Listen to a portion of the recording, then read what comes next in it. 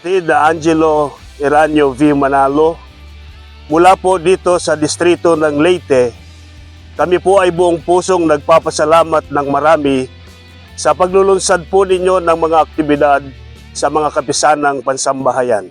Salamat at nagagabayan niyo po ang mga kabataan sa loob ng Iglesia ni Cristo. At lagi po nyo kaming inaalaala sa pamamagitan ng aktibidad na ikasisigla ng aming buong pamilya.